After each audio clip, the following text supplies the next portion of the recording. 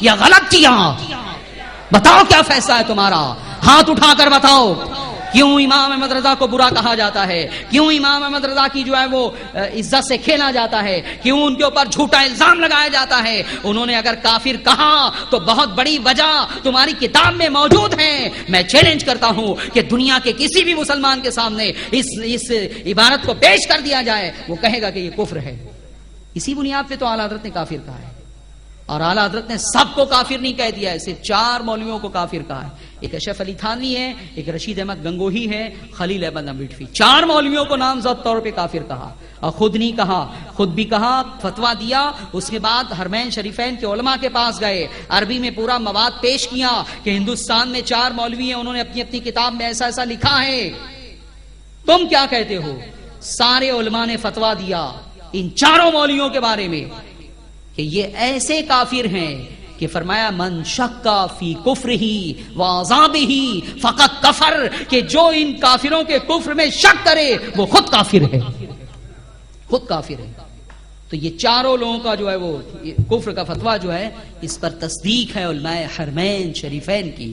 تو بہرحال میرے عزیزوں اور میرے دوستوں، یہ عرس کا جھگڑا نہیں ہے، یہ فاتحہ کا جھگڑا نہیں ہے، یہ میلاد کا جھگڑا نہیں ہے. علماء دیوبند کو آج بھی ہم آفر کرتے ہیں، آج بھی ہم جو ہے وہ پیشکش کرتے ہیں کہ یہ ساری عبارتیں جس سے اللہ کے نبی کی شان میں توہین ہوتی ہے، سارے نبیوں کی شان میں توہین ہوتی ہے، اولیاء کی شان میں توہین ہوتی ہے، اپنی کتابوں سے نکال دو. ہمارا اور تمہارا اتحاد آج بھی ہو سکتا ہے. نعرے تکبیر، نعرے رسالت، پیغام اتحاد کانفرنس. تم جو اتحاد کا نعرہ لگاتے ہو، اگر اس اتحاد کے نعرے میں تم مخلص ہو تو آؤ رسول اللہ کی شان میں گستاخی کرنے والوں کو اپنے معاشرے سے نکال دو، اپنی ملت سے نکال دو، ان کتابوں کو دریا برد کر دو. ہمارا اور تمہارا اتحاد آج بھی ہو سکتا ہے. لیکن اگر تم یہ کہو کہ نہیں ہم اسے نہیں نکالیں گے، ویسے ہی اتحاد کرنا ہو تو کرو، اس کے لیے امت مسلمہ کبھی راضی نہ ہوگی. یہ تو بالکل ایسی ہی بات ہو گئی کہ سلمان رشدی یہ آفر کرے، تسلیمہ نسرین یہ آفر کرے کہ میری جو کتاب ہے وہ تو ویسی ہی رہے گی، وہ تو چھپتی رہے گی، تم مجھے ویسے ہی معاف کرنا چاہتے ہو تو معاف کر دو. تو بتاؤ دنیا کا کوئی ایک انسان بھی سلمان رشدی کو معاف کرنے کے لیے تیار ہوگا؟ تسلیمہ نسرین کو معاف کرنے کے لیے تیار ہوگا؟ نہیں. پہلے تم ان کفریات کو اپنی کتابوں سے نکال دو، ہمارا اور تمہارا اتحاد ہو سکتا ہے. کب تک امت مسلمہ کو اس اختلاف کی آگ میں جلاؤ گے؟ کب تک اختلاف اور انتشار کی یہ فضا قائم رہے گی؟ آؤ اتحاد کی طرف بڑھو، کفر سے توبہ کرو، توہین رسالت سے توبہ کرو. ہمارا اور تمہارا اتحاد آج بھی ہو سکتا ہے. وہ دن ہمارے لیے بڑا عظیم اور مبارک دن ہوگا جس دن علماء دیوبند جو ہے وہ ان کفریات سے توبہ کر لے. اور کل تک تم کہتے تھے کہ یہ صرف بریلی اور دیوبند کا جھگڑا ہے. یہ کتاب کیوں مارز وجود میں آئی؟ یہ کتاب کیوں لکھی گئی؟ جو اعتراضات ہم ایک زمانے سے کر رہے ہیں، 1 صدی سے زیادہ عرصہ گزر گیا ہم کر رہے ہیں، وہی عبارتیں، وہی جو ہے وہ الفاظ، اس پر جو ہے وہ سعودی عرب کے علماء نے بھی احتجاج کیا یا نہیں کیا؟ یہ لکھا ہوا ہے، تحذیر الناس کی دونوں عبارتیں اس میں لکھی ہوئی ہے. اور یہ جو میں نے تذکرۃ الرشید کی عبارت بتائی یہ بھی لکھی، پوری کتاب بھری ہوئی ہے اس طرح کی عبارتوں سے جو میں آپ کو سنانا چاہتا تھا اس میں موجود ہے. سعودی عرب کے علماء نے بھی اسے غلط قرار دیا ہے. تو کم سے کم جو ہے وہ ان کا لحاظ کرو، ان کا خیال کرو، ان کے علم پر اگر تمہیں بھروسہ ہو تو ان کے فیصلے کو تسلیم کر لو. تو بہرحال میرے عزیزوں اور میرے دوستوں، یہ اختلاف کوئی ذاتی اختلاف نہیں ہے، یہ جھگڑا کوئی ذاتی جھگڑا نہیں ہے، یہ عرس کا نہیں ہے، میلاد کا نہیں ہے، قیام کا نہیں ہے، فاتحہ کا نہیں ہے. یہ ساری چیزیں ہمارے نزدیک مستحب ہے. علماء دیوبند اگر کرنے لگے یہ سب تو بھی میں ان کو معاف نہیں کروں گا اس وقت تک جب تک ان تمام کفریات سے توبہ نہ کر لیں. پہلے ان سے توبہ کرو مت کرو فاتحہ میلاد عرس. لیکن اتنا بتا دیتا ہوں کہ تمہارے یہ 4 جو 3 پیشوا ہیں، اشرف علی تھانوی، رشید احمد گنگوہی، قاسم نانوتوی، ان کے جو پیر ہیں حاجی امداد اللہ مہاجر مکی، وہ یہ سب کیا کرتے تھے. انہوں نے ایک کتاب لکھی ہے جس کا نام ہے فیصلہ 7 مسئلہ، اور اس کے اندر ان تمام امور کے جائز ہونے کی دلیلیں پیش کی ہیں. اور پھر اس کے بعد لکھا ہے کہ فقیر نہ صرف ان چیزوں کو جائز سمجھتا ہے بلکہ کارے سوار سمجھ کے خود کرتا بھی ہے.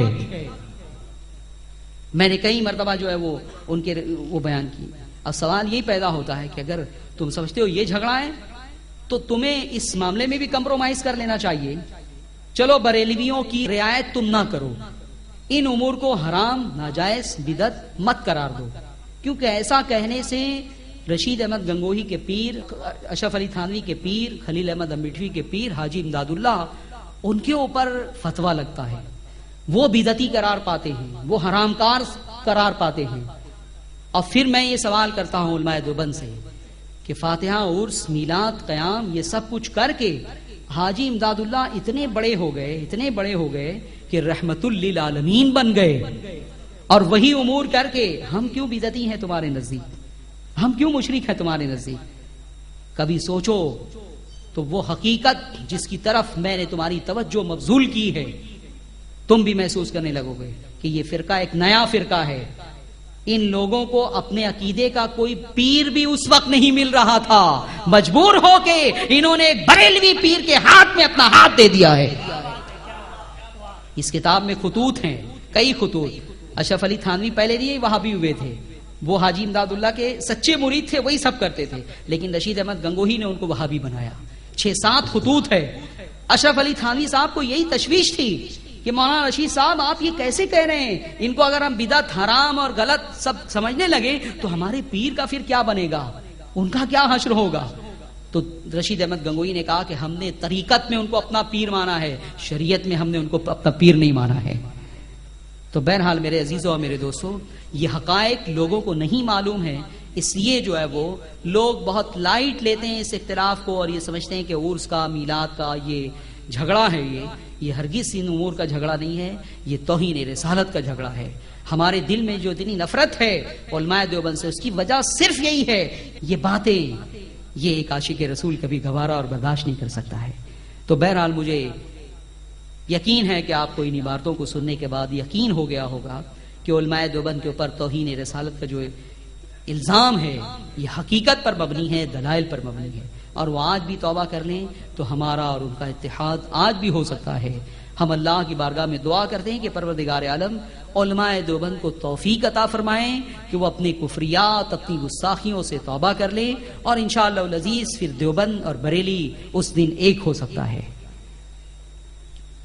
اور عبارتیں ابھی بہت ساری ہیں، پھر کسی موقع سے جو ہے وہ بیان کی جائے گی۔ ایک پروگرام اور جو ہے MUF کی طرف سے منعقد کیا جائے گا، اور باتیں جو ہے وہ، اور اس موضوع پر ایک کتاب بھی میری آ رہی ہے، راہ اتحاد کی دوسری قسط، اس میں یہ ساری عبارتیں جو ہے وہ بیان کر دی جائیں گی۔ اللہ تعالیٰ اہل سنت و جماعت پر ہمیں قائم رکھے۔ لیکن آخر میں آپ سے پوچھنا چاہوں گا کہ علماء دیوبند کے بارے میں آپ کا کیا فیصلہ ہے؟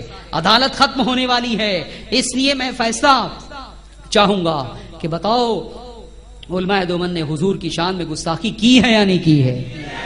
توہین کی ہے یا نہیں کی ہے؟ یہ توہین رسول اللہ کی عدالت، رسول اللہ کے بارگاہ کے مجرم ہیں یا نہیں ہیں؟ کیا فیصلہ ہے تمہارا؟ ہے زندگی بھر اس فیصلے پہ تم قائم رہو گے؟ اور شک ہو، شبہ ہو، ڈاؤٹ ہو تو آ کے تم اسٹیج پر دیکھ سکتے ہو، یہاں ہمت نہ ہو تو ہماری آفس پر آ کر جو ہے وہ ساری چیزیں دیکھ سکتے ہو۔